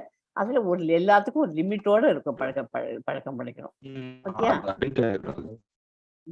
அந்த மாதிரி யோகி ஆகிற அளவுக்கு நம்ம பிராக்டிஸ் பண்ண முடியாது. அது ரொம்ப கஷ்டம். அது ஏன்னா அது ஒரு குடும்பத்துல உட்காந்து ஒரு 5-6 பேர் இருக்கிற சமயத்துல ஒருத்தர் ஒன்று பண்ணிச்சு நம்மளால பண்ண முடியாது. நமக்கு முடிஞ்சதை ஓரளவுக்கு நம்ம ப்ராக்டிஸ் பண்ணலாம். ஸோ அதனால இந்த மாதிரி நிறைய பாயிண்ட்ஸ் எல்லாம் இருக்கு. அதனால கலியுகத்துல அது கடினம். ஈஸியஸ்ட் வே சாண்டிங் த மகா மந்த்ரா. மகா மந்த்ரா இன்னிலேருந்து எல்லாரும் 8 ரவுண்ட்ஸ் சாண்ட் பண்ணுங்க. காத்தால் 2, மதியானம் 2, சாயங்காலம் 2, ராத்திரிக்கு 2 சொல்லிட்டு படுத்துக்கோங்க. ராத்திரி நீங்க இப்பெல்லாம் ஸ்டார்டிங்கா இருக்கிறதுனால நீங்க ராத்திரி 11:55 வரை 59 வரைக்கும் சொல்லலாம். இன்னைக்கு கணக்குது. ஓகேயா, 11:59 வரைக்கும் உட்காந்து அதை 8 ரவுண்டு சொல்லிட்டு பழக்கம் பண்ணிக்கோங்க. அதை பண்ணினா உங்களுக்கு வித்தியாசம் உங்களுக்கே இந்த 18 டேஸ்க்குள்ள உங்களுக்கு டிஃபரன்ஸ் கண்டுபிடிச்சிடலாம். ஆனா பண்றது எப்படி பண்ணணும்? சும்மா ஹரே கிருஷ்ணா ஹரே கிருஷ்ணா கிருஷ்ண கிருஷ்ணா அங்கே காப்பி பிடிச்சிப்பாளா, ஹரே கிருஷ்ணா ஹரே கிருஷ்ணா இது இருக்கா, அவங்க ஸ்கூலுக்கு போறானா, அவங்க யூனிஃபார்ம் போட்டுனா ஹரே கிருஷ்ணா படிச்சியா, டிவியை பார்த்து, இந்த மாதிரி பண்ணக்கூடாது. சின்சியரா பண்றவாளை பத்தி தான் நான் சொல்றது. ஓகே, ஒரு ரவுண்டு பண்ணாலும் அது சின்சியரா பண்ணணும். பண்ணினாலும் அதுக்கு எஃபெக்ட் கண்டிப்பா உங்களுக்கு ஃபீல் பண்ண முடியும். ஓகே, ஹரே கிருஷ்ணா. 6.34 படிங்க கமலாஜி. மாதாஜி. சஞ்சலம் கி மன கிருஷ்ண பிரமாதி பலவத்ரிடம் தஸ்யாஹம் நிக்ரஹம் மன்யே வாயுரிவ துஷ்கரம். இந்த ஸ்லோகம் ரொம்ப இம்பார்ட்டன்ட் ஸ்லோகம் இந்த சாப்டர்ல. சஞ்சலம் ஹி மன கிருஷ்ண பிரமாதி பலவத் திருடம் தஸ்யாகம் நிகிரகம் மன்யே வாயோர் இவ சுதுஷ்கரம். இது என்ன அதுக்கு மீனிங் கொடுக்குறேன் பார்த்துக்குங்க. சஞ்சலம் அப்படின்றது சஞ்சலமானது, ஹி நிச்சயமாக, மனம், கிருஷ்ணரே, பிரமாதி கிளர்ச்சி கொள்வது, பலவத்னா பலமானது, திருடம் திருடம்னா அடங்காதது, தஸ்ய அதன், அகம் நான், நிகிரகம் அடக்குவது, மன்யே எண்ணுகிறேன், வாயுனா வீசும் காற்று, வாயுன்னு அந்த காற்று தானே, வாயு வீசும் காற்று, இவரை போல சுதுஷ்கரம் கடினமானது. ஓகே, கிருஷ்ணா மனம் அமைதியற்றதும் குழப்பம் நிறைந்ததும் அடங்காததும் சக்தி மிகுந்ததும் ஆயிற்று. வீசும் காற்றை அடக்குவதை விட மனதை அடக்குவது கடினமாக எனக்கு தோன்றுகிறது அப்படின்னு யார் சொல்றா? கிருஷ்ணர்கிட்ட அர்ஜுனன் சொல்றான். ஓகேயா, இந்த ஸ்லோகத்தை எல்லாரும் நல்லாவே கொஞ்சம் படிச்சு வச்சுக்குவது இம்பார்ட்டன்ட் ஸ்லோகம் இது. சஞ்சலம் ஹி மன கிருஷ்ணா மனக கிருஷ்ணா பிரமாதி பலவத் கிருதம் தஸ்யாகம் நிகிரகம் மான்யே வாயுர் இவ சுதுஷ்கரம். ஓகே, அமைதியற்றது மற்றும் கொந்தளிப்பானது காற்று போன்றது, வலுவானது மற்றும் பிடிவாதமானது. தேரியின் உந்து கருவியாக மனம் குறிப்பு கதை உபநிடம். தனிப்பட்ட ஆத்மா தேரின் பயணி, உடல் தேர், நுண்ணறிவு இயக்கி, மனம் கடிவாளம், புலன்கள் குதிரைகள். ஓகே, இந்த படத்தை போட்டு நம்ம முன்னாடியே படிச்சிருக்கோம். இதனால நம்ம புத்தியால இந்த மனசை கண்ட்ரோல் பண்ணணும். இந்த கடிவாளத்தை பிடிச்சி பண்றதுக்கு அதுக்கு தான் இந்த பிக்சர் போட்டு எக்ஸ்பிளைன் பண்ணிருக்கு. நம்ம செகண்ட் சாப்டர்லயே படிச்சாச்சு. இது செகண்ட்ல தான் படிச்சிருக்கோம். ஸோ இது ஜட உலகம் என்னும் ரதத்தில் பயணியாக யார் உட்கார்ந்துருக்கா? நான் இந்த பிக்சர்ல இருந்து நான் சொல்றேன். ஜட உலகம் என்னும் ரதத்தில் பயணியாக ஆத்மாவும், யாரு சாரதி? ஓட்டும் இது வருகிறது புத்தி. சாரதி ஓட்டும் உபகரணமாக மனமும், சாரதியாக புத்தியும், ஓட்டும் உபகரணமாக என்ன இருக்கு? மனமும், குதிரைகளாக புலன்களும் உள்ளன. இவ்வாறு மனம் புலன்களின் சேர்க்கையால் ஆத்மா இன்பத் துன்பத்தை அனுபவிக்கிறான். மனதை கட்டுப்படுத்த எளிதான ஒரே வழி முக்திக்கு மிகவும் உகந்த ஹரே கிருஷ்ணா மகா மந்திரத்தை ஜபிப்பதுதான். அதை பண்ணினாலே, நம்ம ஜபிக்க ஆரம்பிச்சாச்சுனாலே நமக்கு எல்லாமே நம்மள மனசை கண்ட்ரோல் பண்ணுறதுக்கு உண்டான பக்குவத்தை நம்ம அடைய ஆரம்பிச்சிடும். ஓகே, 35 படிக்கோங்க. श्री भगवान उवाच असंशय महाबाहो मनोर्दुर्निग्रहं चलम् अभ्यासेन तु कौन्तेय वैरागेन च गृह्यते. மனக்கட்டுப்பாட்டிற்கான தீர்வு இந்த ஸ்லோகத்துல இருந்து நமக்கு தீர்வு என்ன கிடைக்குது பார்க்கலாம். மனக்கட்டுப்பாடு மிகவும் கடினம், ஆனால் பொருத்தமான பயிற்சி, அது டார்க்கா பண்ணிருக்கு பார்த்தீங்களா, பொருத்தமான பயிற்சி மற்றும் பற்றற்ற தன்மை மூலம் கட்டுப்படுத்துவதற்கான சாத்தியம் உள்ளது என்று கிருஷ்ணர் பரிந்துரைக்கிறார். கிருஷ்ணர் என்ன சொல்றார்? பொருத்தமான பயிற்சி இருக்கணும். டெய்லி அதை பிராக்டிஸ் பண்ணினாலே நமக்கு வந்துடும். காத்தால எழுந்துக்கணுங்கிறது நமக்கு சீக்கிரமா எழுந்துக்கணும்னு நினைச்சாக்க எப்படி எழுந்துக்கணும்? பிராக்டிஸ் பண்ணா தானே வரும். இல்லாட்ட எல்லாருக்கும் வருமா? எல்லாரும் சூரிய உதயத்துக்கு அப்புறம் தான் இருக்கும். சூரிய உதயத்துக்கு முன்னாடி எழுந்துட்டாக்க உடம்புல வியாதி இருக்காது அப்படின்னு சயின்டிபிக்காவே அது ப்ரூவ் ஆயிருக்கு. அதுக்காகவான எழுதி பழக்கம் பண்ணிக்கணும். ஓகேயா? ஆனால் பொருத்தமான பயிற்சி மூலம் அந்த பற்றற்ற தன்மை, இது ரெண்டுத்தையும் படிச்சுன்னா கண்ட்ரோல் பண்ணி பழக்கம் பண்ணினாக்க நம்ம மனதை கண்ட்ரோல் பண்ண முடியும். மன கட்டுப்பாட்டுக்கான தீர்வு. அடங்காத மனதை கட்டுப்படுத்துவது சிரமம் என்றும் அர்ஜுனனின் கூற்று முழு முதற் கடவுளால் ஏற்றுக்கொள்ளப்பட்டுள்ளது. அவர் சொல்றது ரைட்டு தானே அப்படின்னு அர்ஜுனனை கிருஷ்ணன் சொல்றார். மனசை கண்ட்ரோல் பண்ண முடியாதான்ப்பா, ரைட்டு தான்ப்பா அப்படிங்கிறார். ஆனாக்க அதுக்கு பயிற்சியாலும் பற்றின்மையாலும் அது சாத்தியம் என்று சொல்லுகிறார். பயிற்சியாலும் பற்றின்மையாலும். பயிற்சினா என்ன விதமான பயிற்சி? அது சாத்தியம். என்ன பயிற்சி? புனிதர்களில் வசித்தல், பரமாத்மாவின் மீது மனதை செலுத்துதல், புலன்களையும் மனதையும் அடக்குதல், பிரம்மச்சரியத்தினை கொஞ்சம் பின்பற்றுதல், தனிமையாக இருத்தல் போன்றவை தற்காலத்தில் யாராலும் கடைபிடிக்க முடியாது. ஆனால் கிருஷ்ண உணர்வில் 9 விதமான பக்தி தொண்டில் ஈடுபட முடியும். இதெல்லாம் பண்ண முடியாதுங்கிறதுனால நம்மளால எது பண்ண முடியுமோ அதை பண்ணி அதுல மனசை கட்டுப்பாட்டுக்கு கொண்டு வரணும். எப்படி? 9 விதமான பக்திகள், நவவித பக்தி. ஓகே, நேற்றுக்கு ஒரு கொஸ்டின் கூட கொடுத்துருந்தேன் போலிங்ல. எத்தனை விதமான பக்திகள் இருக்குது? 9. 9னா நவமி அப்படின்னு சொல்றேன். அஷ்டமினா 8, நவமினா 9. அது ஞாபகம் வச்சுக்கோ. நவவித பக்தி இருக்கு. அந்த 9ஐயும் தெரிஞ்சு பக்தி தொண்டில் இருந்தாக்க நம்ம ஈடுபட முடியும். 9 விதமான பக்தி தொண்டில் ஈடுபட முடியும். முக்கியமாக கிருஷ்ணரை பற்றி கேட்பதாகும். அதை பற்றி கேட்கறது. 9 விதமான பக்தியில முதல்ல நம்பர் 1 இஸ் ஸ்மரணம். அந்த ஸ்மரணம்னா என்ன? நீங்க போய் உட்காந்து புத்தகத்தெல்லாம் எடுத்து தேடி வச்சு படிக்க வேணும். யாராவது சொன்னா அதை காது கொடுத்து கேட்கணும். அதை கேட்டாலே ஸ்மரணம் முதல் பக்தி. ஓகே, முக்கியமானது கிருஷ்ணரை பற்றி கேட்பதில் பக்தி தொண்டை நிறைவேற்றுவதில் மனம் ஜடப்பொருளில் விடுபட திவ்யமான திருப்தியை உணர்கிறான். இது நல்ல மருத்துவ சிகிச்சையின் மூலம், முறையான உணவின் மூலமும் நோயை குணப்படுத்துவதை போன்றதாகும். நல்ல மருந்து, ஒரு உடம்பு சரியா இல்லைன்னா டாக்டருக்கு போகிறோம், மருந்து கொடுக்குறோம், சரியா போகிறதுங்க. அதே மாதிரி இந்த நவவித பக்தியில முதல் ஸ்மரணம். ஏதாவது பகவானை பத்தி பேசுற இடத்துல அதெல்லாம் காது கொடுத்து கேட்டாலே இந்த மருந்து சாப்பிட்றதுக்கு, டாக்டர் கொடுக்குற மருந்து சாப்பிட்றதுக்கு ஈக்குவல் ஆகும். அதே மாதிரி உணவு, சாத்விக் ஃபுட்டை சாப்பிட்டாலும் அதுவும் சந்தோஷமா இருக்க முடியும்னு சொல்றீங்களே, அதுக்கெல்லாம் சமமாகும். இது மனதே இது கேட்கறது, பகவானை பத்தி பேசுறது, ஸ்மரணத்தை கேட்கறது விசேஷம். ஓகே, எனவே பைத்தியம் பிடித்த மனதிற்கான சிறந்த மருந்து பகவான் கிருஷ்ணரின் திவ்யமான நிலைகளை கேட்பதாகும். துன்பப்படும் நோயாளிக்கான உகந்த உணவு கிருஷ்ணருக்கு படைக்கப்பட்ட உணவை உண்பதாகும். இந்த மருத்துவமே கிருஷ்ண உணர்வின் வழிமுறையாகும். அதுக்கு என்ன இது கொடுக்கணும்? ஒரு நோயாளிக்கு என்ன கொடுப்பா உணவு? சாப்பாடு வந்து பகவானுக்கு அதை நைவேத்தியம் பண்ணிட்டு அதை நம்ம சாப்பிட்றோம். அந்த மாதிரி பண்ணினாக்க அதுவே வந்து பிரசாதத்தை சாப்பிட்றதே ஒரு நல்ல இதுதான். மனசை கண்ட்ரோல் பண்ணுறதுக்கு அதெல்லாம் ஒரு வழி வரும். ஓகே. ஸோ மனக்கட்டுப்பாடு மிகவும் கடினம். பொருத்தமான பயிற்சி இருக்கணும், பற்றின்மை இருக்கணும். கட்டுப்படாத மனதை கொண்டவனுக்கு தன்னை உணர்தல் கடினமான செயலாகும். ஆனால் மனதை கட்டுப்படுத்தி சரியான வழியில் முயல்வனுக்கு வெற்றி நிச்சயம். இதுவே என் அபிப்பிராயம். அதை மாத்திரம் நீங்க கண்ட்ரோல் பண்ணி பாருங்களேன். அந்த மனசை கண்ட்ரோல் பண்ணிட்டு இதை பண்ணக்கூடாது அப்படின்னு தீர்மானம் பண்ணிட்டு நம்ம அது பண்ணுன்னு நமக்கு சொல்லும். அந்த மனசு நம்மளை அலைபாய விடும். ஆனா அதை பண்ணாம நம்ம கண்ட்ரோல் பண்ணி பார்த்தோம்னா அதுல ஒரு சந்தோஷம் நமக்கு கிடைக்கும். அதுல வெற்றி நிச்சயம். ஓகேயா? இதுவே என் அபிப்பிராயம்னு கிருஷ்ணர் சொல்றார். ஒரு தோல்வியற்ற யோகியின் இலக்கியம். இந்த யோகி வந்து இப்ப இந்த அஷ்டாங்க யோகம் பண்ணணும்னு சொல்லியிருந்தீங்க இல்லையா?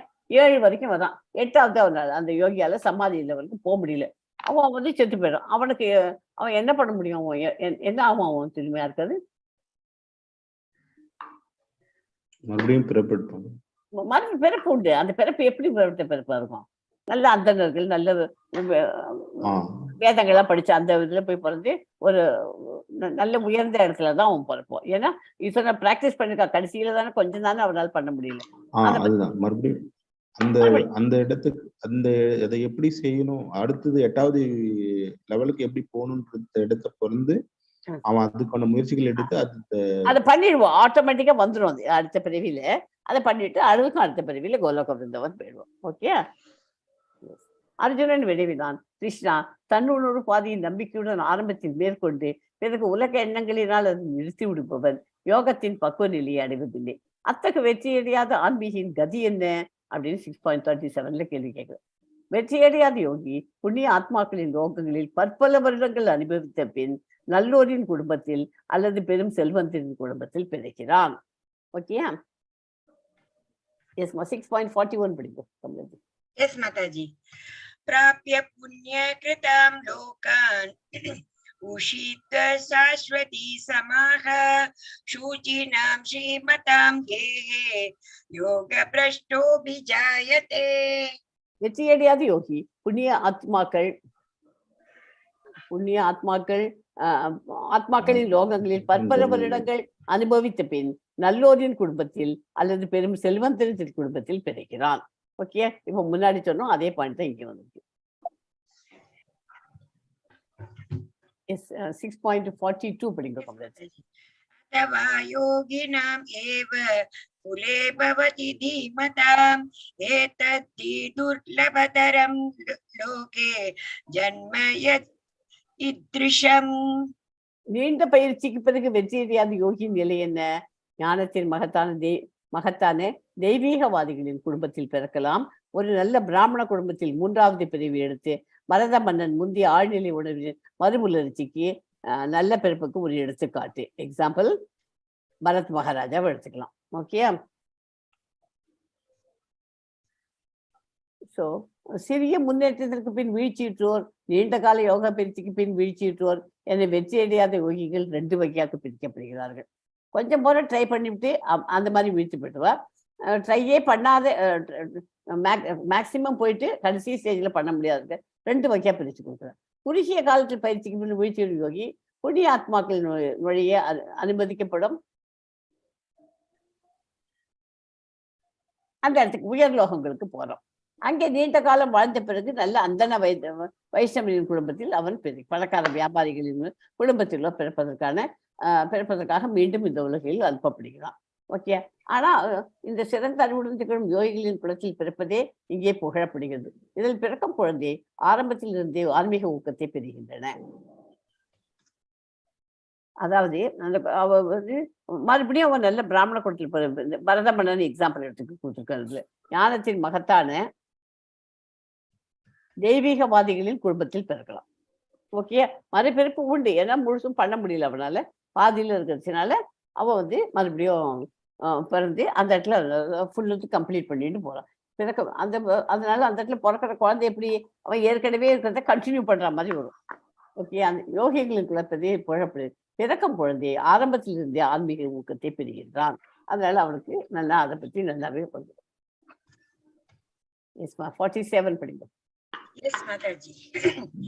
Yoginam api sarvesham madgatenantar atmanam shraddhavan bhajate yomam sameyuktatamu matah. மேலும் எல்லா யோகிகளுக்கு மத்தியிலும் எவன் ஒருவன் பெரும் நம்பிக்கையுடன் எப்போதும் என்னில் நிலைத்து தன்னுள் என்னை எண்ணி எனக்கு திவ்யமான அன்பு தொண்டு புரிகின்றானோ அவனே யோகத்தில் என்னுடன் மிகவும் நெருங்கியவனும் எல்லாரையும் விட உயர்ந்தவனும் ஆவான். இதுவே எனது அபிப்பிராயம். ஓகேயா, அவருக்கு ரொம்ப நெருங்கியவனும் உயர்ந்தவனும் யாரா இருக்க முடியும்? கிருஷ்ண பகவானுக்கு பெரும் நம்பிக்கையோட எப்போதுமே பகவானை நினைச்சிருந்து எப்போதும் அவரையே இது பண்ணி அவரையே எண்ணி தன்னுள் என்னையே எண்ணி. Mute பண்ணிக்கோங்கம்மா please.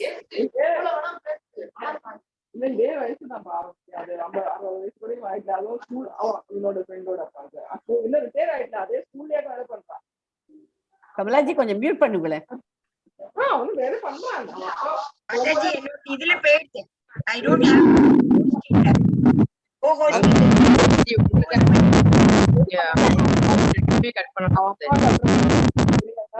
இல்லம்மா.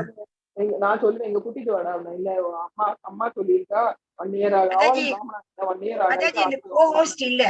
அதனால வரலடா co-host பண்ணிடுங்க. அம்மா சொல்லிருக்கா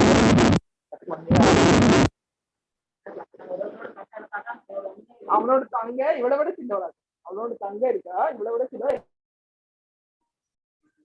ஒரே நிமிஷம் கமலாஜி. என்ன co-host பண்ணிடுங்க. அது போயிடுச்சு அதனால. மத்தாஜி நீங்க வீடியோவும் ஆஃப் பண்ணலாம் மத்தாஜி, அந்த கண்ட்ரோல் உங்களுக்கு இருக்கும்.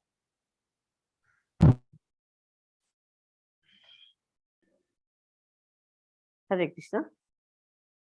Okay Kamalaji, right? ஓகேம்மா, I do that. ஏதாவது இது மாதிரி சத்தம் வந்துச்சுக்கோ நீங்க செக் பண்ணி நீங்க தான் பண்ணிடுங்க. co-host போயிட்டு இந்த கம்ப்யூட்டர்ல இருந்து. எல்லா யோக பயிற்சிகளும் பக்தி யோகத்தில் நிறைவு பெறுகின்றன. மற்ற எல்லா யோகங்களும் பக்தி யோகத்தில் உள்ள பக்தி என்னும் நிலைக்கு வருவதற்கு முறைகளே ஆகும். இந்த மாதிரி இந்த அஷ்டாங்க யோகங்கள்லாம் பண்றது எதுக்கு சொல்லி கொடுத்துருக்கு? 6th சாப்டர் இன்னையோட கர்ம யோகம் முடிகிறது.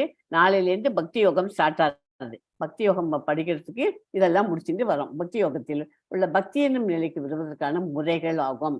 கிருஷ்ண உணர்விற்கு வருவதற்கு ஒருவர் நல்ல அதிர்ஷ்டம் செய்திருக்க வேண்டும். கிருஷ்ணர் பூமாலைகளால் அலங்கரிக்கப்பட்டு காட்சி அளிக்கிறார். பிரம்மஜோதி என்று அழைக்கப்படும் தனது பிரம்மாண்டமான தேஜஸின் மூலம் எல்லா திசைகளையும் பிரகாசப்படுத்துகிறார். சாதாரண மனிதரை போல அன்னை யசோதாவின் மைந்தனாக தோன்றுகிறார். இத்தகைய இயல்புகளை பற்றிய பூரண உணர்வில் இருப்பவன் மிக உன்னதமான யோகி என்று அழைக்கப்படுகிறான். உயர்ந்த பக்குவ நிலை பக்தி யோகத்தில் மட்டுமே அடையப்படக்கூடியது. எல்லா வேத இலக்கியங்களிலும் உறுதி செய்யப்பட்டுள்ளது. ஓகே,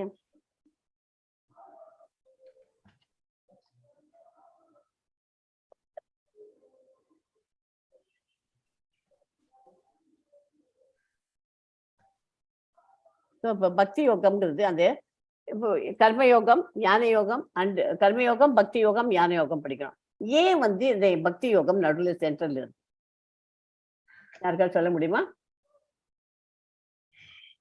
எல்லா யோகங்களும் பக்தி யோகம் என்னும் இலக்கை நோக்கி செல்கின்றன. கர்மயோகமும் அதான் போறது, ஞான யோகமும் அதான் போறது. ஆனா பக்தி யோகம் ஏன் ஞான யோகம் லாஸ்ட்ல வச்சுருக்கு? அது முன்னாடி ஏன் பக்தி யோகம் வைக்கக்கூடாது? ட்ரை பண்ணுங்க. வராது சொல்லுங்க. ஏன் ஞான யோகத்தை பக்தி யோகத்தை வச்சுட்டு ஞான யோகம் வைக்கிறார்? அதை முன்னாடி போட்டுட்டு பக்தி யோகம் தான் உயர்ந்ததுன்னு சொல்றேன். அதை கடைசியில வச்சிருக்கலாமே. பக்தி யோகம் முன்னாடியே இருந்துச்சுன்னா நம்மளால கடைபிடிக்க முடியாது, அதை இது பண்ண முடியாதுன்றது. அதாவது நம்ம பேசிக்கா என்ன தெரியும், அது அடித்தளமே சரியா தெரியாம பக்தி அனைத்து யோகங்களும் பக்தி யோகம் என்னும் இலக்கை நோக்கி செல்கின்றன. ஓகே, முதல்ல கர்மயோகத்தை 6 சாப்டர் இன்னையோட படிச்சாச்சு.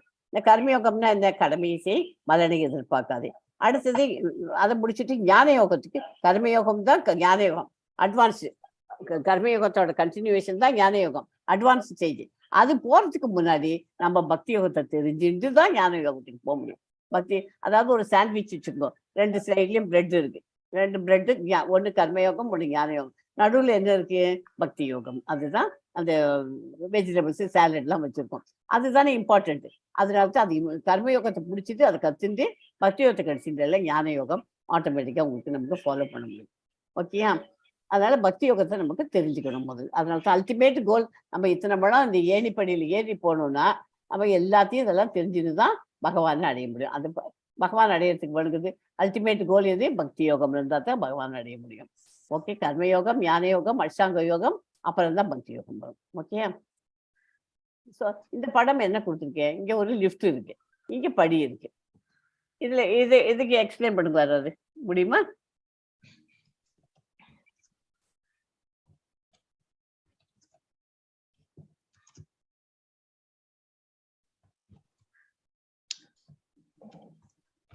கர்மயோகாங்கிறது இது, பக்தி யோகாங்கிறது இந்த லிஃப்ட்டுக்கு கம்பேர் பண்ணி நேராக பக்தி யோகாவில் நேராக நம்ம அல்டிமேட் கோலை நம்ம ரீச் பண்ண முடியும், கிருஷ்ணரை அடைய முடியும். அதுக்கு தான் லிஃப்ட் படம் போட்டு இந்த படத்தில் போட்டுருக்குது. இந்த ஒவ்வொரு படியாக தான் நம்ம ஏறிட்டு போகணும். கர்மயோகா, அப்புறம் ஞான யோகா, அப்புறம் அஷ்டாங்க யோகா, அப்புறம் தான் உங்களுக்கு பக்தி யோகா வரும். ஸோ ஒவ்வொன்றுத்தையும் நம்ம படிச்சுட்டு அந்த மாதிரி போகணும். அதனால நம்ம நேராக எல்லாத்தையும் பக்தி யோகாவை ரீச் பண்ணணும்னாக்க எல்லாத்தையும் சேர்த்தே நமக்கு கம்ப்ளீட்டாக பார்த்துன்னு வந்துடணும். ஓகே, ஸோ இது ஈஸியஸ்ட் இருக்குது. லிஃப்டில் போகிறது ஈஸியா, படியில் போகிறது ஈஸியா? லிஃப்டில் போகிறது ஈஸி. அதனால அந்த மாதிரி பக்தி யோகாவை லிஃப்ட்டுக்கு கம்பேர் பண்ணிட்டு கொஞ்சம் ஓகே அந்த மாதிரி ரீச் பண்ணணும்.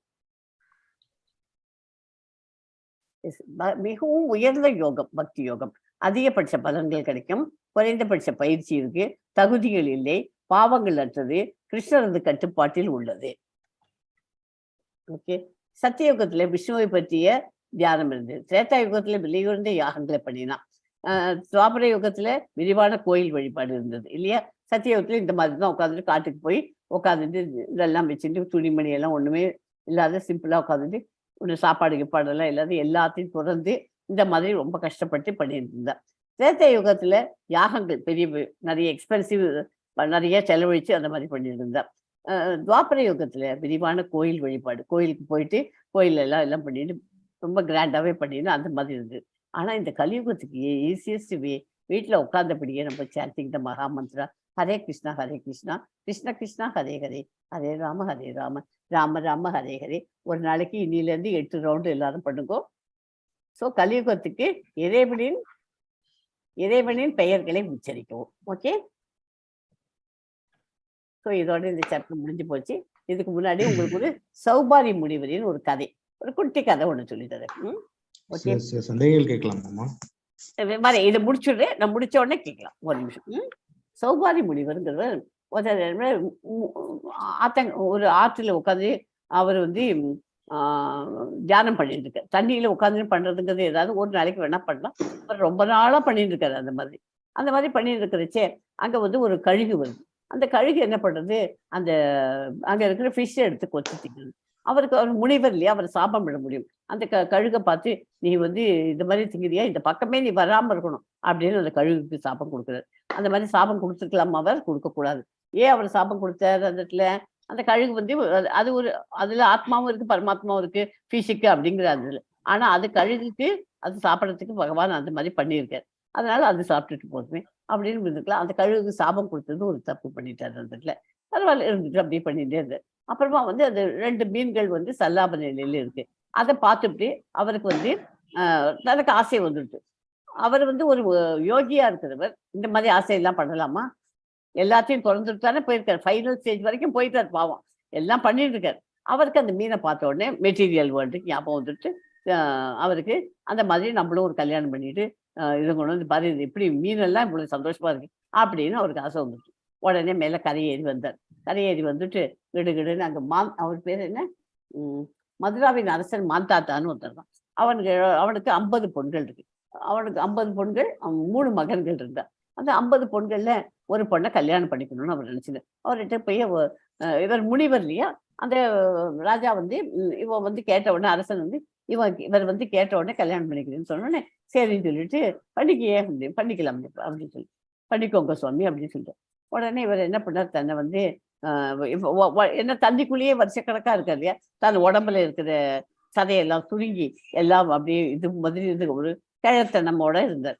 இந்த மாதிரி போட அந்த பொண்ணு இங்கே வேண்டாம்னு சொல்லிட்டு போறேன்னு சொல்லிவிட்டு அவர் என்ன பண்ணார், தன்னை அவருடைய தவ வலிமையால அவர் தன்னை ஒரு சின்ன பையன் மாதிரி ஹேண்ட்ஸம் யங் பாயா பண்ணிவிட்டார். பண்ணிட்டு அங்க வீட்டுக்கு போறார். அங்க போனா 50 பொண்ணுகளும் இருக்கு, எந்த பொண்ணு வேணாலும் நீ பண்ணிக்கோ அப்படின்னு. அந்த 50 பொண்ணுகள் இவருக்கு வந்து ஒரு பொண்ணை தான் பண்ணிக்க போறாருன்னு அவ அப்பா நினைச்சிருக்காரு. இவர் பார்த்தாக்க அந்த 50 பொண்ணுகள் நான் எல்லாரையும் 50 பொண்ணுகளுமே நான் பண்ணிக்கிறேன்னு கொடுத்து, இவரும் நானும் படிக்கிறேன் அப்படின்னு சொல்லிட்டு 50 பொண்ணுகளையும் கல்யாணம் பண்ணிட்டார். அவர் 50 பொண்ணுகளையும் கல்யாணம் பண்ணிட்டு என்ன பண்றாரு, ஒரு ஆடம்பரமான வாழ்க்கை வாழ ஆரம்பிச்சார். 50 பொண்ணுகளை கல்யாணம், ஒரு ஒத்தரை வச்சுன்னு இதுங்கிறதே கஷ்டம். 50 ஒய்ஃபை வச்சுன்னு எப்படி அவர் சமாளிச்சார். எல்லாத்தையும் வந்து இளவரசிகளையும் மனம் புரிஞ்சார். வீட்டுல பெரிய அரண்மனை, நல்ல பெரிய பெரிய பேலஸ் கட்டி போட்டார். பூங்காக்கள், பெரிய கார்டன், எல்லாத்தையும் பாட்டு பாடுறதுக்கெல்லாம் இருந்தது. நல்ல உட்காந்துக்கிறதுக்கு நல்ல சோஃபா செட்டு அது இதெல்லாம் வாங்கி போட்டார். குளிக்கிற ரூம் எல்லாமும் கிராண்டா பண்ணிட்டார். எல்லாத்தையும் பண்ணிட்டு ரொம்ப சந்தோஷமா இருந்தேன். வீட்டுல எல்லாம் சந்தன மர வாசனைகள், அந்த வாசனை திரவியங்கள்லாம் போட்டுட்டு ஒரு சென்ட் எல்லாம் போட்டு ரொம்ப அமக்கலமா இருந்தார். இதெல்லாம் பார்த்த உடனே ரொம்ப குடும்ப விவகாரத்துல ஈடுபட்டுட்டார். இந்த மாதிரி சோபாரி முனிவர் பௌதிக உலகத்தில் உண்டான திருப்தியா இருந்தார். அது இதெல்லாம் டெம்பரரின்னு அவருக்கு தெரியல. அந்த உணர்வு திருப்தியில வந்து அதை அடைஞ்சிட்டார். இந்த திருப்தி வெகு நாளும் நீடிக்கவில்லை. திருப்தியற்ற வாழ்க்கை இருந்துச்சு. தீபம் எப்படி எண்ணெயால் சுடவிட்டு எரிந்து கொண்டிருக்கிறதோ அது போல அந்த திருப்தியை தொடர்ந்து அனுபவிக்க முடியவில்லை. தன் நிலையை எண்ணி வருந்தினார். நம்ம ஏண்டாப்பா இப்படி பண்ணினோம் அப்படின்னு சொல்லிட்டு அவர் அதை ரொம்ப ஃபீல் பண்ணிவிட்டு, இந்த மாதிரி நம்ம அழகா போயிட்டு இருந்தோமே, இந்த மாதிரி இப்படி எதுக்காக நம்ம இதை திரும்பி வந்தோம் அப்படின்னு உட்காந்து யோசனை பண்ணி பார்த்தேன். நான் இந்த மாதிரி சரிந்து விடுறதுக்கு காரணமா இருந்தது என்ன, அந்த மீன்களோட பாலிகள் அந்த கருடனுக்கு சாபம் கொடுத்தது, இதெல்லாம் தானே. அதனால தானே என்னோட தவம் எளிமையெல்லாம் இழந்துட்டேன் அப்படின்னு அவர் ரொம்ப வருத்தப்பட்டு இருந்தார். அதனால அந்த காளிங்கனுக்கு இது யமுனை ஆற்றில் காளிங்கன் கருடனுக்கு தெரிஞ்சு காளிங்கன் கருடன் இனி யமுனை ஆற்றுக்கு வரமாட்டான்னு என்ன நம்பிக்கையோடு இருந்தார். ஆனால் அவன் யமுனாவிற்கு தஞ்சம் புகுவது புத்திசாலித்தனம் என்று காளிங்கன் நினைத்தான். சோபாரி முனிவர் மூலம் இதுல இருந்து நமக்கு என்ன கதை, அந்த இதுல முக்கியமா நமக்கு வேணுங்கிற கதை என்ன, இதுல இருந்து ஒன்ஸ் அந்த லைன்ல போயாச்சு யோகியாரும் சொல்லி மறுபடியும் திரும்பியாச்சுன்னா எல்லாரும் திரும்பிதான் பேக் டு இந்த இதுக்கு தான் வரணும்.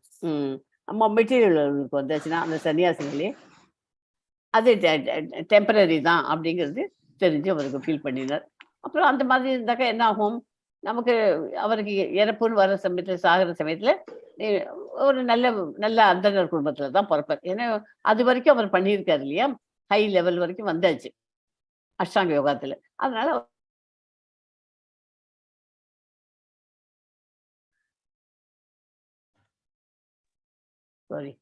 அவர் மறுபடியும் வந்து மறுபிரிவு எடுத்து நல்லபடியாக எல்லாம் பண்ணி கோலோக பிருந்தாவனம் போறதுக்கு மறுபிரிப்பு இல்லாம பார்த்துருப்பார். ஓகே, ஒரு குட்டி கதை அதுக்காக சொன்னது. நடுவில் மியூட்டா இருந்து கதை காலில் விழுந்தது அவங்களுக்கெல்லாம். ஓகே ஓகே, இந்த ஸ்லோகம் இதை சொல்றேன், சொல்லிட்டு ஒரே ஒரு டைம் என்னோட சேர்ந்து ஹரே கிருஷ்ணா மகாமந்திரம் சொல்லுங்க. கிளாஸை என்டர் பண்ணிக்கலாம். வாஞ்சா கல்பத ரூபசிச்ச கிருபா சிந்துபியோ ஏவச்ச பதிதானாம் பாவனேபியோ வைஷ்ணவிபியோ நமோ நமக.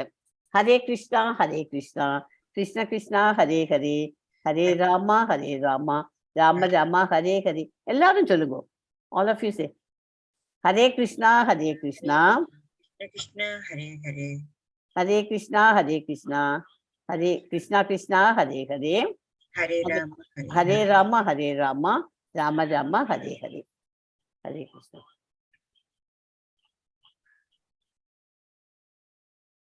அந்த இது சொல்லிட்டேல தசமோத்தியாய இது அந்த ஸ்லோகம் முடிச்சுட்டுவா. ஓகே. ஓம் தத் சத் இதி ஸ்ரீமத் பகவத் கீதாசு உபனிஷத்சு பிரம்ம வித்யாயாம் யோக சாஸ்திரே ஸ்ரீ கிருஷ்ணார்ஜுன சம்வாதே ஆத்ம சம்யம யோகோ நாம ஷஷ்டோத்யாயः. அஸ்மின் பராத்மனுபாத்மகல்பே ஸ்வமித்தமுத்தாபிதப்தி மயோனிஹி அனந்த பூமா மமரோஹராஹிம் துந்தி வாதாலய வாச விஷ்ணு.